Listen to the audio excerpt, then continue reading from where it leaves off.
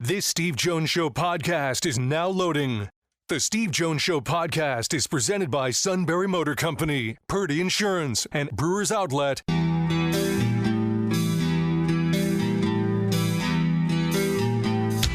Bringing you an in-depth look at Penn State sports and more. This is the Steve Jones Show on News Radio 1070 WKOK.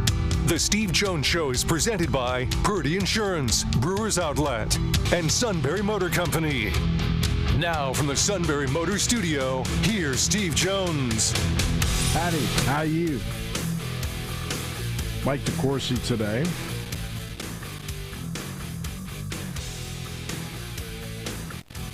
This half hour brought to you by Purdy Insurance, Market Street in Sunbury. Go to purdyinsurance.com. Auto, home, life, business, boat, motorcycle, RV, Medicare. They cover it all.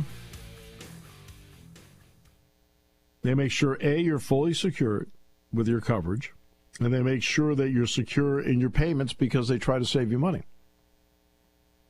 Customer service. It means everything to them at Purdy Insurance. Market Street in Sunbury. Go to purdyinsurance.com. Penn State put out more renderings today on the Schuyler Family Club, the Marzano Club seats. The Schuyler Family Club seats will have 2,000. Right in that neighborhood. Marzano Club's seats will have 2,500.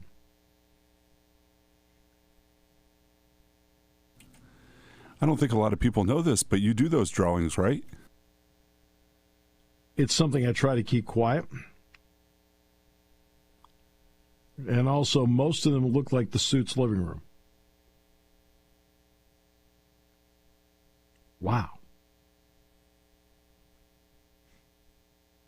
The suit stuff is more faux gold, though. Jeez, I wouldn't have said that.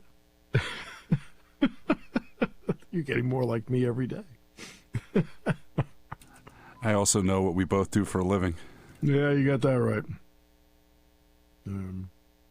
So... Yeah, so what they did was they showed the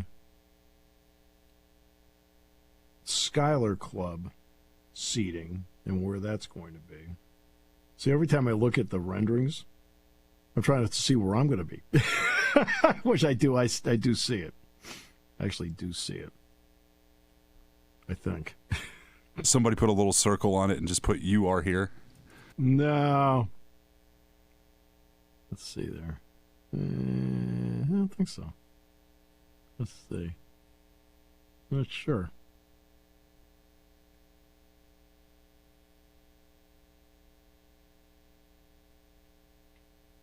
I think we're a little higher than this. Up. Now, Herb Combs pointed it out to me the other day. I sort of paid attention because it was done in two parts. One was where we're going to be the next 2 years, and then right. They got cushioned chair back seats, cup holders,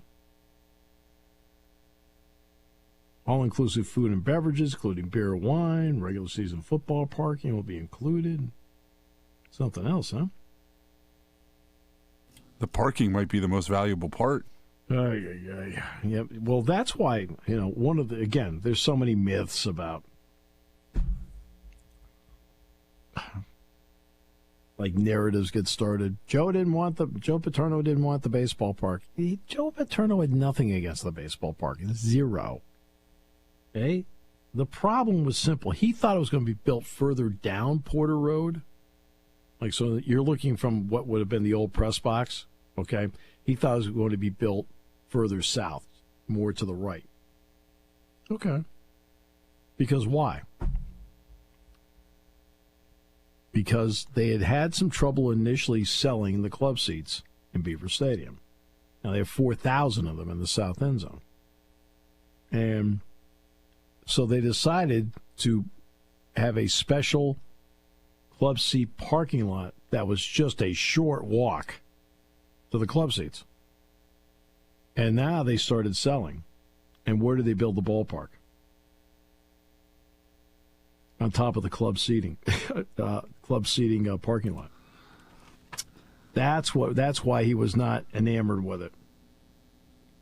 Nothing to do with baseball, nothing to do with the ballpark, anything like that. Just where they built it. He thought it was going to be further down, and that lot was still going to be available. That was always the plus and minus of the media parking. The media parking used to be right by that elevator. You drove in, walked right in. But then you also had to wait after the game. You had to wait for everybody else to leave before you could leave. Yeah. Our parking is still there. I've had the same space for a long time. I've been fortunate, and I think it sounds like I'm going to have the same space this season too. I mean, they couldn't give it to us for the blue-white game, so we had alternate parking because the footprint. And it's not just the footprint of how far out the steel is, the footprint in terms of how far out the construction zone is covered my parking space, which is fine. I mean, it's a blue-white game. I'm not going to sit there and worry about it. Steve, you have to wear a hard hat to park. Yeah. Well, that was the running joke about would we have to wear hard hats where we were, because we were in a construction zone inside.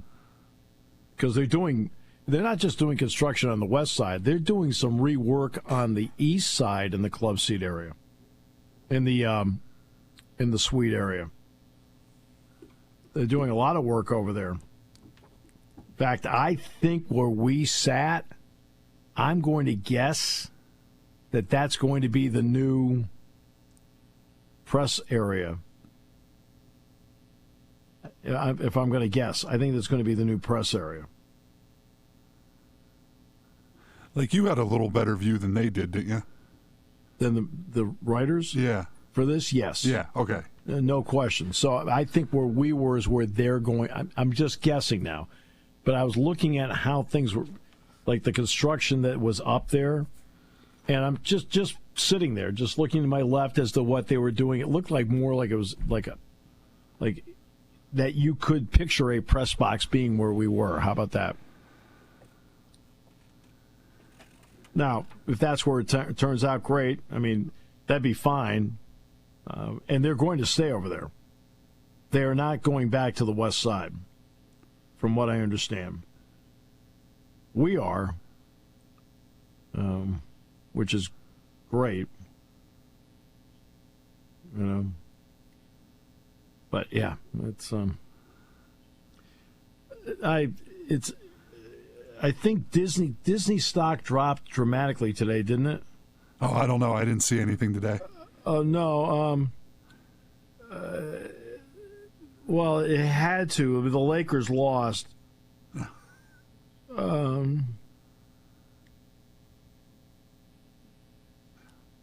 At least they showed up in the second half. It didn't look like they got stuck in traffic in the first half. Well, now they'll get about a week's worth of shows out of what's wrong with the Lakers. There's only so much shelf life with that. They're actually going to have to cover some of the playoffs, some of the sports. Okay?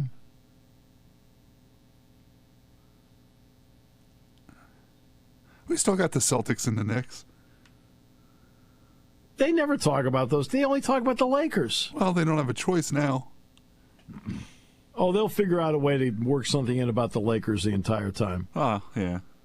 I mean, without question, they're going to work in the Lakers somehow, some way.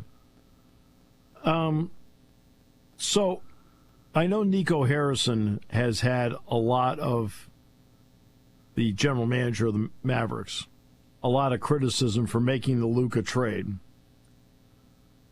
And when you sit there and you look at the deal, one of the problems he had was defense. They're like, defense. Jeez, you know what?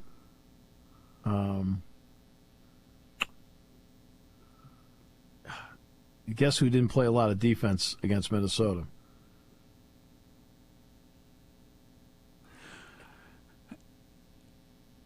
I think the most amazing thing about him is he has such poor lateral quickness, and somehow he's still able to get to the basket. I know. He's amazing. I mean, because you can. I mean, it's very clear how slow he is when he's isolated one-on-one with somebody. Yeah. Right. Yeah. Yeah. I mean, I'm the last one that should be criticizing somebody's foot speed. Yeah. Oh, I know. I understand. No. I've got it. Yeah. Oh. Yeah. Okay. Jaylen Rashida. Have you seen this story? I did. I'm going to bring it up with Mike. I'm not going to sit here and be critical of Jaylen Rashida. I don't want to do that because this is a young person. I mean, I have no idea. The kind of guidance he's getting along the way. But he transferred to Sacremento State. So let's give you the Jaylen Rashida story, just to remind everybody about what it is. Because Jaylen Rashida comes out of high school. I think he's a Florida kid. All right? No, actually he's from California. My apologies. California kid. And he's really heavily recruited by Miami. And he initially committed to play at Miami after getting offers from LSU, Florida, Texas A&M, Ole Miss. And they say his NIL number was going to be $9.5 million at Miami. He later denied, by the way, that any deal had been offered to him. Then, out of nowhere, he flipped his commitment to Florida. This is where the famous part comes in. It was later reported that a $13.85 million NIL deal with the Gator Collective, that is unaffiliated with Florida's athletic program, then fell through. So then he left, and he went to Arizona State, which is where his dad played. And then he announced he was going to sue Florida coach Billy Napier and the Gator booster Hugh Hathcock over the failed deal. So he goes to Arizona State. He was named the starting quarterback, and he won his collegiate debut. He does okay at Arizona State. He then transfers to Georgia. He enters Georgia. He was the backup, the third-string quarterback. Gunnar Stockton was ahead of him. He then transfers to Sacramento State. Ay. So through this entire odyssey, he has played 3 games in his career.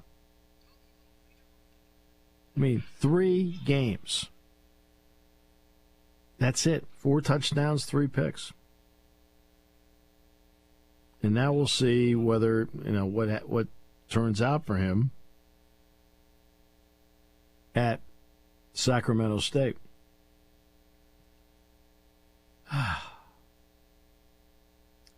He's become a poster child for what some people perceive as a problem in college sports. Yet, I'm not going to look at him that way.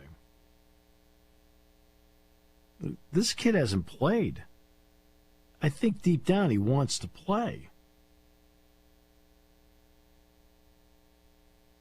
He was considered a top recruit coming out of high school. He played at Pittsburgh High School in California. Yeah, he went to Brentwood, then he went to IMG Academy, then he went back to California. I mean, he's been all over the place.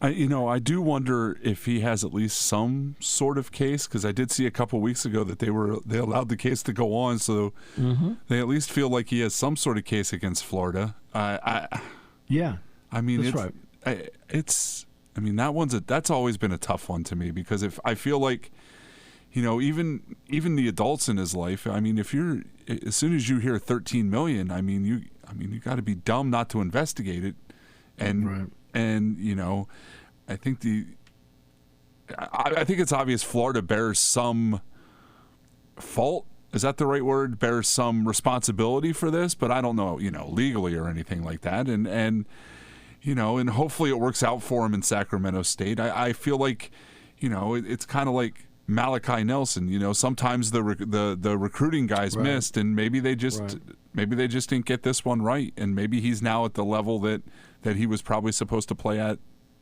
all the time. Yeah, I don't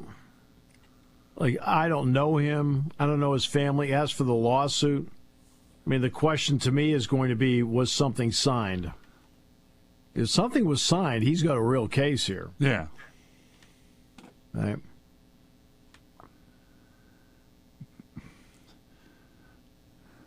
That to me is a big part of this. Is there something signed between the two parties? If there is, he's got a real case.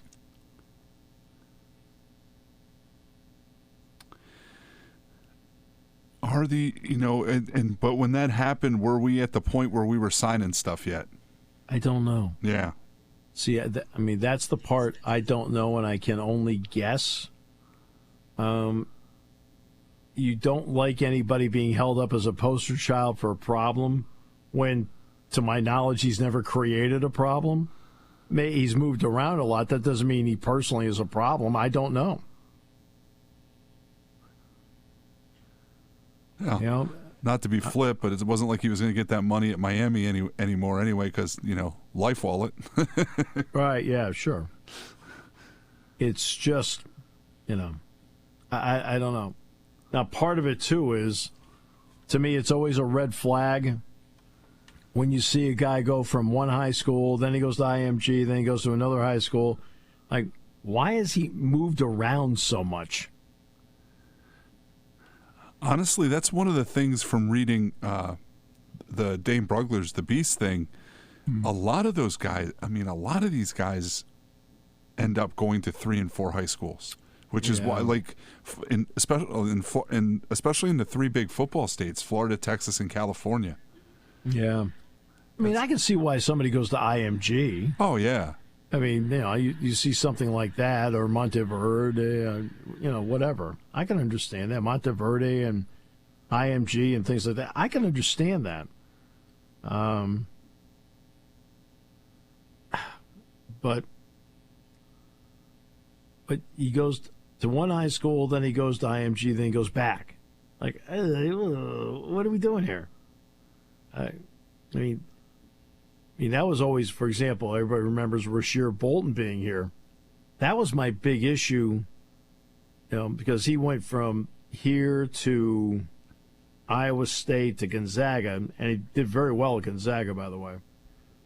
But he had moved around a lot in high school and junior high. It's something like 6 schools or something like that. It's like, okay. I feel like, I think if you do a little investigating into these guys, the guys the Texas guys that move around, I got to feel like, that's a lot of parental involvement. Hey, my kid's better than this. We need to go here. Stuff like that. Because I can't imagine a 14 or 15, 16-year-old kid going, I need to change high schools. Oh, you're obviously getting advice. Yes. You are not sitting there saying, hey, I think I'll do this. Nah, I think I'll go back. It doesn't usually happen when you're the teenager. There are adults that are helping you with decisions. How about that? And let's be honest, it's hard to live away from home when you're that age. I mean, it's hard when you're 18, let alone when you're 15. No question. No. I agree with that. So if you went to IMG and like, I want to come back, I don't blame him. I mean, I don't blame him at all. But, geez. Crazy. Yeah. Oh, well. But it's another chapter in an interesting odyssey, and I hope he has a great year at Sacremento State. I hope he has a great year at Sacremento State. And he gets to meet Shaq. Maybe. It is unpaid, so. Maybe. He was going to be he's the GM at Sacramento State basketball now for the listeners. Maybe he'll meet him. Maybe. Maybe. For all we know, Shaq goes to the game. I have no idea. You don't expect to see Shaq on the campus in Sacramento often, do you? Maybe. Mike Decourcy next half hour here on News Radio 1070 WKOK. Brought to you by Purdy Insurance.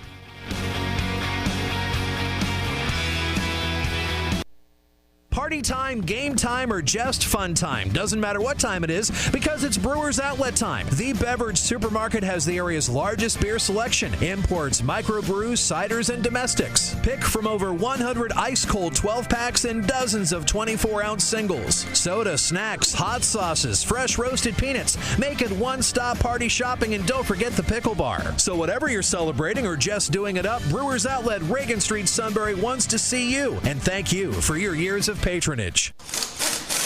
When car repairs get difficult, Well, I just don't know. Me neither. we get good. Sunbury Motors. More than quality new and used cars, Sunbury Motors specializes in complicated auto repair diagnosis. They can handle intricate repairs and even complete auto body with service open Monday through Friday, 7 till 4. And Sunbury Motors has made simple repairs easy. Maintaining your vehicle is necessary. Finding the time to do it is difficult. Welcome to Sunbury Motors Quick Lane. Just walk in or call ahead. Relax in their remodeled waiting room with Wi-Fi, beverages, and snacks. While Sunbury Motors factory-trained techs take care of your oil change, tire alignments, brakes, and inspections. Quick Lane, 6:30 to 6 Monday through Friday, Saturday 6:30 till 2. Sunbury Motors, Ford and Hyundai, North 4th Street, Sunbury. And Sunbury Motors Kia, routes 11 and 15 in Hummel's Wharf. We take the out of auto repair.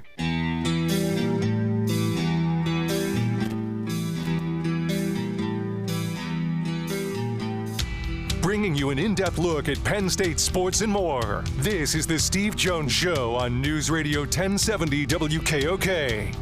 The Steve Jones Show is presented by Sunbury Motor Company, Purdy Insurance, and Brewers Outlet.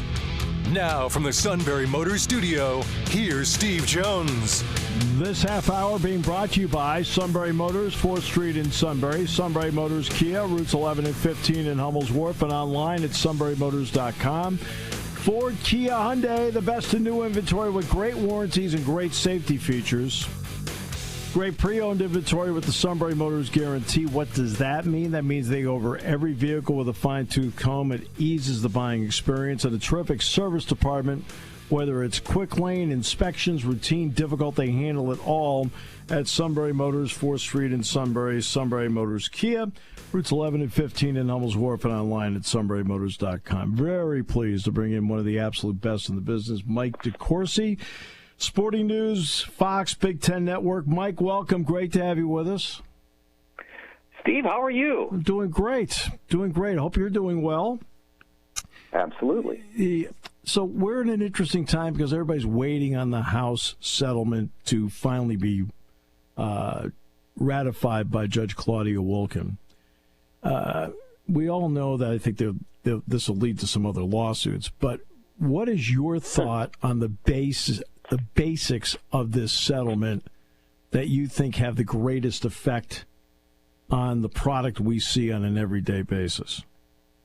Well, I think that for the immediate future, once it's approved, and so we're looking at theoretically 26, 27, because remember, a lot of what's happening now is happening at the pace that it is because schools are trying to use the advantages that they have to use old NIL, the current version of it, as well as the revenue sharing, to try to increase their rosters. That will not be an option if this is approved.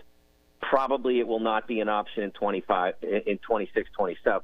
Mm-hmm. And so I think there'll be less movement. There still will be a lot, but probably less than there is now, because there won't be as much money available. Mm-hmm. And, of course, the fact that there won't be as much money available is why we will see that this settlement challenged in court fairly quickly. It doesn't make sense to me to try to get by with assuming that you can take something away from a class of people and expect them to say, okay, that's fine. You're right. That's just not how things work. And so I think some of the plan here, this is purely theoretical. This is just me hypothesizing. I think some of the plan here is to try to get this somewhat more controlled while they try to get some congressional action together that would allow them to have more stability, so to speak. I think that's a fair assessment. I think it's a very fair assessment. The product itself, people will complain about the transfer portal, but they complained initially about free agency in professional sports. And the oddity was that in free agency and professional sports, attendance went up, TV ratings went up, and I'm seeing sort of the same thing happen in college sports. Is that what you're seeing as well? Yes, and that's what the numbers say. The numbers show that I'm not saying it's getting massively more popular, but it is in riding the various peaks and valleys that somewhat are relative to people's circumstance and economics and which network has the games and how competitive the particular games are. This was not a down cycle. This year when we had so much movement, this was not a down cycle. It was a terrific year for the NCAA men's basketball tournament. They had a great year at the very start of it. The first two rounds were the best in more than 30 years in terms of television audience. The Final Four championship game was the best since 2019. Yep. So it's not getting hammered by all the people who say this is awful. And I don't know how many there are numerically. They're loud. They're in my mentions all the time on Twitter. Yeah. But I don't see the impact on the audience. And that was also true in football. I mean, you had 108,000 people at Beaver Stadium for the playoff game against SMU. Yep. Didn't look unpopular to me. Yep, looked pretty popular to me. Agreed. So the NFL draft goes through. Like everybody, you were all over it. What were your general impressions of it, including the world-famous slide? Yeah, I think what I can't quite understand, to be honest with you, Steve, is how the draft analysts looked at Shedeur Sanders and said, this is a top 20, top 35 type player. I agree. Could he be the second best quarterback in that group? Yeah, because it's like not the best class, right? So, so there may be one first-round draft choice in the class, and then the second best quarterback is a second, third, or fourth, or whatever. Right. That's possible and feasible, but a lot of the draft analysts said, no, he's really that good. And all I see, Steve, when I watch his tape, when I read those very same analysts saying the arm's not that strong, it's not a great arm. Okay, so then he must be just unbelievable, like Lamar Jackson, in terms of his ability to move. No, he's just kind of an average athlete. Okay, so what are you telling me? You're telling me that he is going to be some version of Drew Brees and Tom Brady. So you're telling me that this guy is going to hit the lottery like those two guys did? Because that's two guys in the last quarter century who were elite NFL quarterbacks without elite NFL arms. And they're the only two. There have been guys who've been okay, better than average. Brock Purdy doesn't have a super strong arm. He gets by. He's a seventh-round guy for a reason. Yep. So that's where the sort of division came in. If all the analysts had said, look, we think he's going to be a pretty good quarterback relative to this class, but he's probably a top 60, top 70 player, all this would not have happened in terms of the drama, in terms of what happened in the draft telecast, in terms of his quote-unquote fall. Did he fall from a possible second-round pick to the fourth? Yeah, probably. But I think that he was given a lot of bad direction, and I think it came from people in and around the league who told Dion that he was a hot prospect when he was, in fact, not that. Well, this is something I talked about before the draft, so I did not Monday morning quarterback this. I said, look, he has what I refer to as a SAM problem, S-A-M. Size, arm strength, mobility. Yeah. Okay. I mean, it's like the. Yes, I left out the size part. Yeah, right? I left that out. Size, arm strength, mobility, and I said I didn't see it, and that's the reason why. Those are the three reasons why I didn't see it. That doesn't mean he can't succeed at this. Right. Yes. I mean, right. I mean, guys can succeed. You can be a lower round pick. I mean, Dak Prescott's a 4, Russell Wilson's a 3, Drew Brees a 2, Tom Brady a 6. As you mentioned, Purdy's a 7. You can do it. It's just that I think because of his last name and everything around Colorado, he got hyped beyond words by certain people, and we all had to watch it. But Steve, it's not that. What is odd is that it wasn't like the voices who were hyping him. It was the analysts. Yeah, that's what it was. Daniel Jeremiah, top 20, Mel Kiper. Yeah, but that's what makes it odd. Yeah, is that it's Daniel Jeremiah who said he was top 20, who's really good, and Mel Kiper who said he was the best quarterback, and. Even Dane Brugler, I think, had him as the second best quarterback, but only a top 35 prospect. Well, it's still 35th. That's still ballpark first round. Right. And so I honestly was surprised by all of it. And as someone who follows the Steelers, when they started talking about him, I started asking people, okay, tell me why.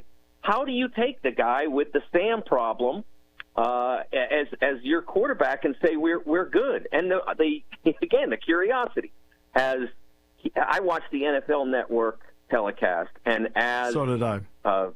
As Goodell came out and Rich Eisen said something like, "Ooh, this is a momentous occasion here," to try to capture the moment. And then Jeremiah said, "Well, they had Kenny Pickett who had a Sam problem, and they don't want to do that." Well, okay, but why do you think that this guy is different? That was the thing I couldn't figure out. Why did he think that he had all these issues and could succeed in spite of them, and yet the Steelers were going to look at all those issues and say, no, we're not doing that again? So let me ask you this question, take it from this angle. You have to do a lot of this when you're doing their job from video. How different are players to you, or how confirming is it to you when you actually do, as Mike Decourcy, get out there, get your hands dirty, and see people in person? How different is it from the video? Yeah, when I do basketball, it's better to be in person, and I can really feel how a player, how good a player is, and what he is capable of doing. Most of the football analysis I've done over the years, and I'm not an expert, but I mean, I did see Aaron Rodgers in his bowl game and think, ooh, that's something. Yeah. And so and there have been a few others over the years, and I did see Kenny Pickett's career and think, why are the Steelers doing this? So I don't bat 1,000, but I've been right once or twice. But with basketball, see, I all of that's from television, basically. Mm-hmm. But with basketball, I think you can see things on film and know that a player is special, but when you're in the gym with them, like when I saw LeBron the first time at the ABCD camp, I knew immediately what I was seeing. Right. I mean, it didn't take and I think it helped to be there and to feel how big he was and how skilled he was at the size he was, to understand that this was something that I had never seen before. Yeah, because in what I do, I'm out and do see a lot of games. So, for example, Right. Jackson Dart, I saw him play in person. So I had a pretty good, at least on that day, to go with the video I watched. Did I think he was the second quarterback in the draft? Yeah, I did. Only because I saw the size, I saw the mobility, I saw the arm, I saw at times the escapability. Instead of watching a video, and then in watching games last year, he showed me a lot of the same traits. But I never saw Sanders play in person. I saw Will Howard play in person, but no. So Right. if you get a chance to see somebody, it makes pro or con some impression on you along the way. I do have to ask you, you're a big Champions League guy, right? Yes. Yeah. How did you get into that? Well, I will tell you, when I grew up, it was cool or accepted or expected that you would think soccer was dumb. I mean, that was as an American teenager in the 70s, you thought soccer was dumb. And it was one of those things that was sort of biblical to someone who loves sports. It's okay, all the sports, but not that one. And then I think around it was 1990, and the World Cup for the first time was on TV. It had been bits and pieces before, but TNT or Turner, one of their group said, okay, we're going to put it all on TV. And so I said to myself, I'm going to watch as much of this as I can stand and see, what is the world thinking here? And I got hooked. It was it was the coolest thing I'd seen. Everything, maybe it was just that it was new, but now it's 35 years on, and I still love it. And as things sort of came over the years, it was at the start it was just the World Cup, and then when more games started to be on U.S. TV, started to understand the international leagues a little bit more, and Champions League and the Premier League and all of that, and I fell in love with all of it. And I'm not what we call in the soccer world a Euro snob. I mean, I love MLS too. Sure. I was in Cincinnati for 18 years, and they started before I got there, so right around the time I got there. So I used to drive up to the Crew games all the time.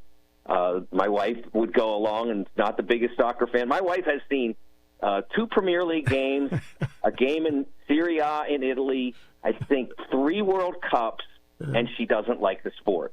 So that's I'm sure there are people out there saying, I'll go instead. So next year, what's your team, by the way? Is there a team? In the Premier League, it is Liverpool. It is Liverpool. All right. Yes. Yes. Jeff Tarman, Dick Girardi are both big Liverpool people. So big Liverpool. Yes, my Liverpool fandom came from. You can see this on YouTube. You go on YouTube, Michael Owen, 1998 Argentina goal, and it was the most amazing goal I had seen to that point in my 8 years of watching soccer. Wow. And that's where he played. And so when the game started coming on U.S. TV, that became my team. Wow. So World Cup next year, it comes to North America. So will you attend? And if so, have you picked at least a location to attend? Well, I'm hoping that I get credentialed to cover it. Very Awesome. much hoping that.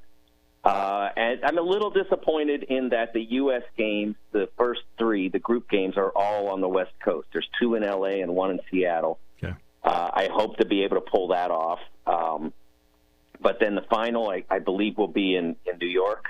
Yeah. So that'll make that easier. And I'm hoping to cover the final. That would be one of the really cool things to get a chance to do that. I covered the World Cup in Brazil in 2014, and it was just amazing. But I did only the games that were played at the group stage in Sao Paulo. So I was down there for about 16 days, and I covered 4 games, including the opener. And the opening game, Steve, Brazil against Croatia, you could see off in the distance the way the stadium was structured. It wasn't completely enclosed, so you could see the neighborhoods from where we were. Yeah. And when Neymar scored the opening goal, about 20 or 22 minutes in, there were people setting off fireworks in the various neighborhoods, and it was just Like that moment, I'm never going to do better. Not even Leitner's shot in Philly better than that. In New England, growing up, when Bobby Orr scored against the Blues and he took the little trip in the air, yes, you'd have sworn every neighborhood was at the game. So they're all there. What would it mean for the U.S. to at least win a round? What would it mean and what would it mean for them to get to 16 based on U.S. soccer right now and where it is? Yeah, I think honestly, I was listening to a podcast the other day that called Qatar. I don't know if they said it was either a failure or a disappointment. I think they said failure. Yeah. And they may have been thinking the way the conversation went. He may have been intending to mean the Copa America from last summer. But I thought getting out of the group that they were in last time and getting to the round of 16 was pretty good. I would have liked to have seen them advance, obviously, but they didn't play well. They made some mistakes. Sure. And they got eliminated. But I think it would really be helpful for them. I think it'd really be helpful for them to get out when they get out of the group. First of all, they have to do that, or it'll be a calamity. Right. And then to advance, I think the structure of this tournament is different. I think you get out and you go to the round of 32, not 16. Right. So I do think you have to at least win one of those. And then if you could get to the quarterfinals, I think that would be considered a significant success. And, of course, all that's going to depend on the draw and how they play and how much Pochettino how much progress he can make. So this summer they will play in the Gold Cup, which is usually kind of a throwaway sort of tournament, not always considered that important. It's huge this summer. They have to get better. They have to use that tournament to get better, and they need some results in that. I don't know that they have to win it. It would certainly be nice. But they got to get better, Steve. If people don't see progress, I think there's going to be a lot of complaining on the way into next summer instead of a lot of celebrating. Exactly. I mean, in other words, you need to get some momentum in this thing, and momentum for themselves, momentum for the program, but momentum with the fans. I think that would be important. So you probably didn't expect to talk so much soccer today, but I wanted to. Oh, I'm always up for it, Steve. No, I love it because Mike and I talk a lot of basketball, some football, and other issues. I figured we'd have some fun today. It's May, so let's have some fun and talk some soccer today. Mike, you're the best. I always appreciate you. You know that. Thank you so much. My pleasure, Steve. Thank you. Mike Decourcy joining us on the show today. Sporting news, Fox Sports, Big Ten Network, always does great work and one of the great guys out there. This half hour being brought to you by our good friends at Sunbury Motors, 4th Street in Sunbury, Sunbury Motors Kia, routes 11 and 15 in Hummels Wharf, and online at sunburymotors.com on News Radio 1070 WKOK. Hi, this is Season. For over 100 years, the Purdy Insurance Agency has been protecting families and businesses of the greater Susquehanna Valley and beyond. With the experience of our trained and knowledgeable staff, you can rest assured that your needs will be evaluated and met by some of the industry's best representatives. No matter what your insurance needs are, call Purdy Insurance today at 570-286-5855. Visit our website at purdyinsurance.com or check us out on Facebook to see what we can do for you.